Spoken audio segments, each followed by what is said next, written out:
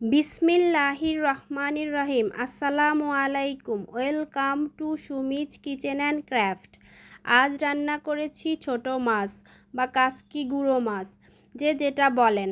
আমি যেভাবে এটা রান্না করি আর যেভাবে রান্না করলে সবাই পছন্দ করে সেইভাবেই আজকে রান্নাটা শেয়ার করলাম। প্রথমে মাছগুলোকে পরিষ্কার করে ধুয়ে নিয়েছি। এরপর কড়াইতে তেল গরম করে পেঁয়াজ কুচি দিয়ে দিব। পেঁয়াজ কুচিটাকে একটু লাল লাল করে ভেজে পানি অ্যাড করে দিব। পানিতে সব রেগুলার মশলাগুলো দিব, যেমন হলুদের গুঁড়ো, মরিচের গুঁড়ো, ধনিয়ার গুঁড়ো, আর দিয়ে দিব হচ্ছে আদা বাটা, রসুন বাটা, জিরা বাটা।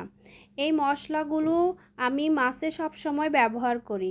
অনেকেই মাছ হচ্ছে হাতে মেখে, ছোটো মাছটা হাতে মেখে রান্না করে। আমার কাছে হাতে মেখে রান্না করলে মনে হয় মশলার গন্ধটা যায় না। আমার কাছে মনে হয় মশলাটা আগে যদি একটু কষিয়ে নেই তাহলে মাছটা বেশি মজার হয়।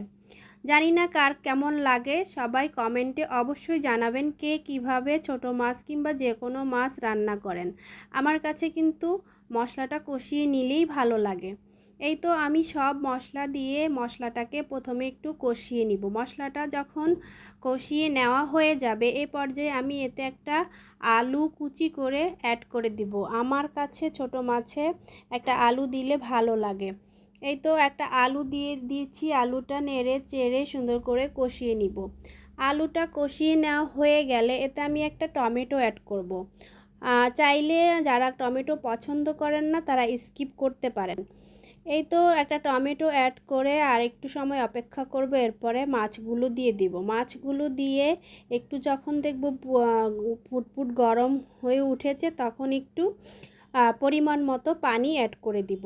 এই পানিটা দিয়ে আমি 10 থেকে 15 মিনিট অপেক্ষা করব যে মাছগুলো সুন্দরভাবে রান্না হয়ে যাবে এবং একদম শুকনো শুকনোভাবে রান্না হবে।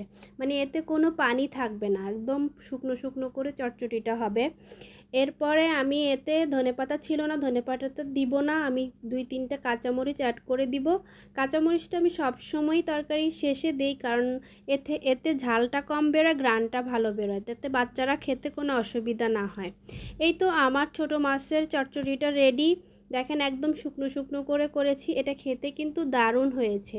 আপনারাও চাইলে বাসায় ট্রাই করতে পারেন। আজ এ পর্যন্তই। সবাই ভালো থাকবেন, সুস্থ থাকবেন।